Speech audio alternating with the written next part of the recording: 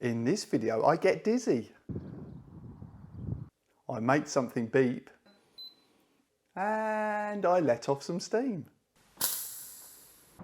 It's Da Vinci time.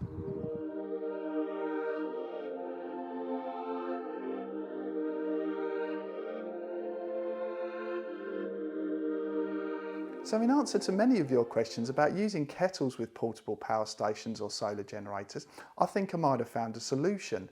Typically, the smaller units are a lot more portable, but that's at the sacrifice of a larger inverter, meaning it's difficult to find kettles that actually work or run on them. So I set out to find something that was portable, that was reasonably priced, that would run with the smaller solar generators or portable power stations, and then take out the winning combination as in terms of what fits in the backpack and what's easiest to carry on a bike ride and check it out and about. So I based my tests on my 4 smallest units in terms of watt hours. So it might be worth staying to the end of the video to see the summary and see how things panned out. Anyway, enough chat, let's go.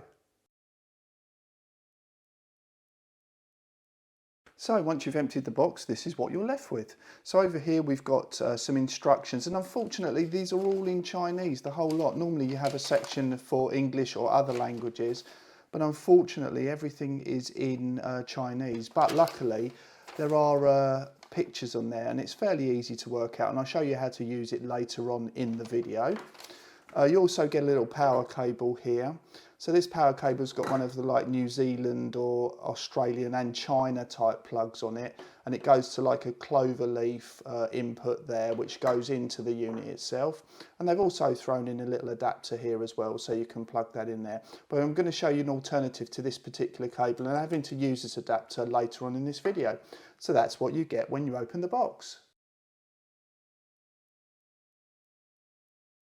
Time for a quick look round now. So if we start off here with this panel on the front, and this is actually a touch screen which shows you the temperature of the water but also allows you to control that temperature. So I'll show you that once I hook it up shortly. So if we look round on the back, and this is the mains cable input, and it's got like a rubber cover on here, so that keeps moisture and dust and dirt out, and that's particularly good I've found when I'm out and about. So if we look on the bottom, nothing much to talk about other than the label with specifications. So if we move on to the top here, and as you can see here, we've got like a pressure release valve, and again I'll show you that once I've boiled it later on in the video. So if we take that off, and this cup's kind of rubberized as well, it's not like the main body, and it actually has quite a good grip to it. So it's like a normal flask type cup where you can probably get about half of the contents in here. So this will give you 2 cups out of a full one of these. And inside we've got like the heating part in there, and there's a little sort of temperature sensor right in the middle there. So that is actually the quick tour done. So when this first arrived, I used the cable and the adapter that came with it, but what I wanted to do was find an alternative cable that had a fused 3-pin UK plug one end and a cloverleaf connector just like this, so it can plug in here on the other. So what I didn't realise is this cloverleaf connector here is really common in laptop power bricks. So move over to my Dell power brick now. And as you can see, if you take one end out, you'll see it's a cloverleaf connector there. I'm hoping the camera can see that. So that plugs straight into here. And because this comes with a 3 amp fuse in it, that's actually perfect for this rated up to 300 watts. So there's a solution straight away to the cable that comes in the box. And I'll just put a link in the description below if you haven't got one of these power bricks with this cable already. So that bit's covered. Right, so I've got water in here ready to go now. I'm also using the cable linked in the description below because I needed to use the other one back on my laptop again. So let's switch it on now, and you might have heard a beep then. The display is on, ready to go. You've got 2 buttons. The button at the bottom enables you to set the temperature in 5-degree increments, and the one at the top just takes it straight up to boiling from what I've found. And again, I can't really decipher that particularly well from the instructions. But if we go on the bottom here, I'll just show you that it shows the current temperature, which was 23, and now we're just cycling up in the 5-degree increments, as I said earlier, up to 90 degrees. So I've just reset it, and I'm going to use the top button now, and the top button takes it all the way up to boiling, and it's the one I normally use. So if you tap it once, it gives you the current temperature, and then tap it a second time, And then once that stopped flashing, it should take it all the way up to boiling, and it goes all the way up to the top, and it also beeps as well to remind you once it's gone over the 99, and it comes up with like 3 hashes, which I'll show you in a minute.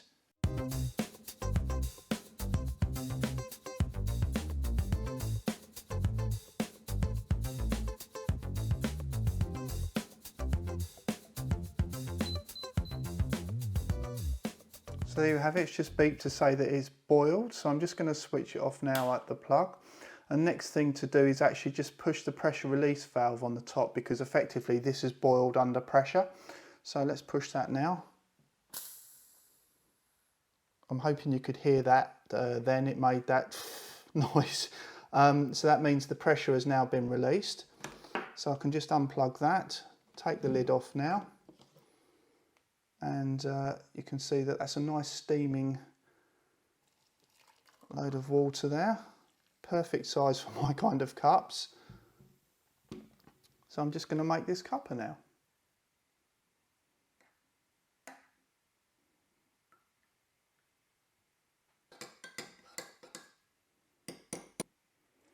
One nice cup of tea.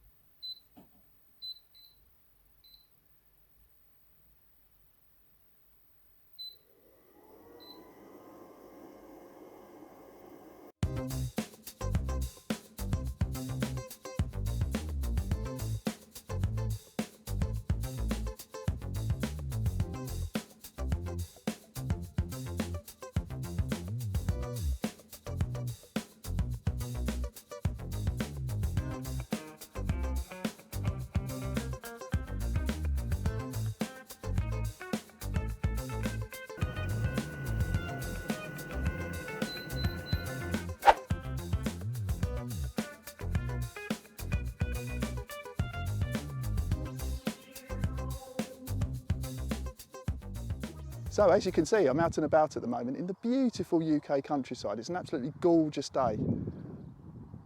Oh, it's just stunning.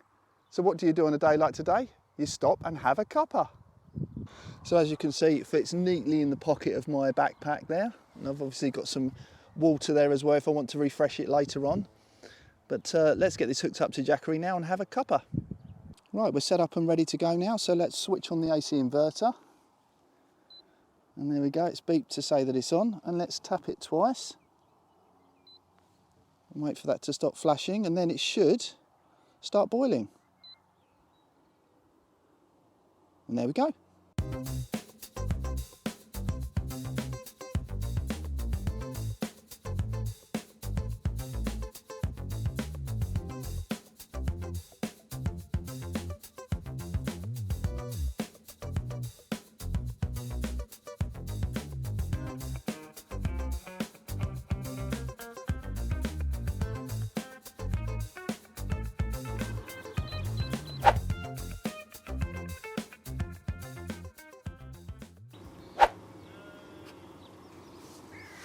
And there we have it, it's done. So let's release the pressure.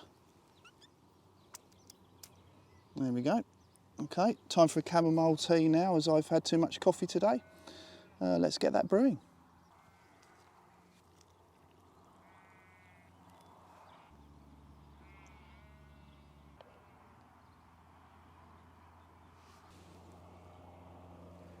So there we have it. One nice hot cup of chamomile tea. Cheers. Lovely.